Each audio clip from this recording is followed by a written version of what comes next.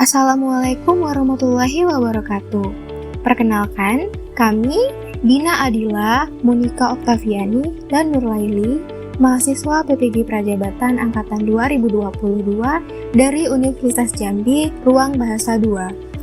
Pada kesempatan ini, kami ingin menyampaikan hasil diskusi kami terkait ruang kolaborasi untuk mata kuliah pemahaman tentang peserta didik dan pembelajarannya, di mana pada ruang kolaborasi ini kami diminta untuk menyelesaikan analisis studi kasus terkait kasus Diana.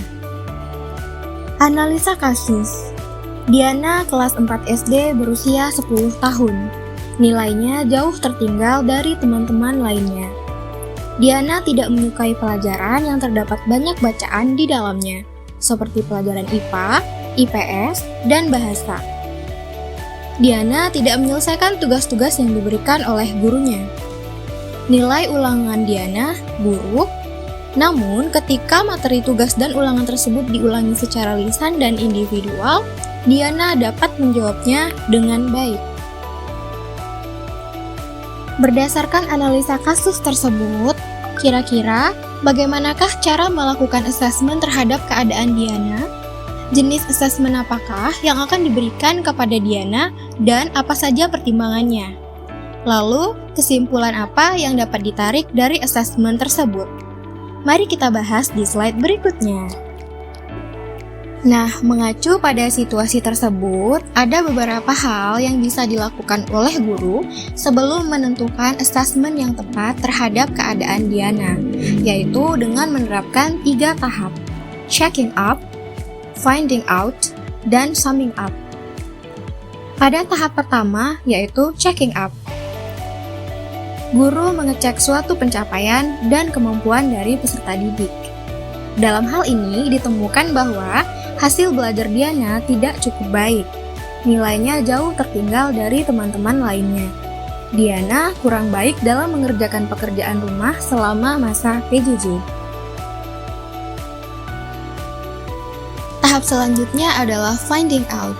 Di sini, guru menemukan alasan yang dapat menyebabkan tidak maksimalnya nilai yang didapat oleh Diana. Alasan tersebut bisa saja yang pertama, karena Diana tidak menyukai pelajaran yang banyak bacaan di dalamnya. Yang kedua, gaya belajar yang dimiliki oleh Diana tidak sesuai dengan asesmen yang diberikan. Hal ini dapat kita lihat daripada saat dilakukan ulangan secara lisan dan individual, ternyata Diana dapat menjawabnya dengan baik. Nah, selanjutnya adalah tahap summing up. Pada tahap ini, guru membuat kesimpulan berdasarkan informasi-informasi yang telah didapat pada tahap-tahap sebelumnya. Informasi yang didapat adalah: yang pertama, gaya belajar yang dimiliki Diana adalah auditory learning style atau gaya belajar auditori, di mana ciri-ciri gaya belajar auditori diantaranya adalah: pertama, mengandalkan indera pendengaran dalam memahami suatu topik.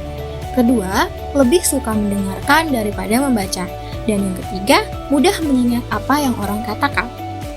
Nah, setelah mendapatkan kesimpulan, barulah guru bisa menentukan jenis asesmen seperti apa yang dapat diberikan kepada Diana. Selanjutnya, kita akan membahas mengenai jenis asesmen seperti apa yang dapat diberikan kepada Diana. Setelah memperoleh kesimpulan pada tahap sebelumnya, dapat diputuskan bahwa jenis assessment yang dapat diberikan kepada Diana adalah performance assessment dan self-assessment.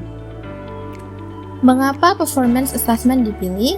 Hal ini karena performance assessment merupakan assessment untuk mendemonstrasikan atau mengaplikasikan pengetahuan yang diperoleh. Kemudian, assessment ini dapat dilakukan melalui penugasan yang berupa penugasan lisan ataupun tertulis. Nah, pada kasus Diana, kita dapat memberikan assessment performance berupa penugasan atau ujian secara lisan, sesuai dengan karakteristik dan kebutuhan belajar Diana. Yang kedua adalah self-assessment. Self-assessment dilaksanakan sendiri oleh peserta didik maupun guru yang bersangkutan dalam kepentingan pengelolaan kegiatan belajar mengajar di dalam kelas. Dengan pemberian self-assessment ini pada kasus Diana, guru dapat memberikan kesempatan kepada Diana untuk menilai perkembangan proses belajarnya secara individual. Hal ini mengacu pada karakteristik Diana bahwa Diana lebih menyukai pembelajaran yang bersifat individual. Kemudian, pemberian self-assessment dapat memastikan bahwa Diana akan aktif terlibat dalam proses belajar dan proses pembelajaran.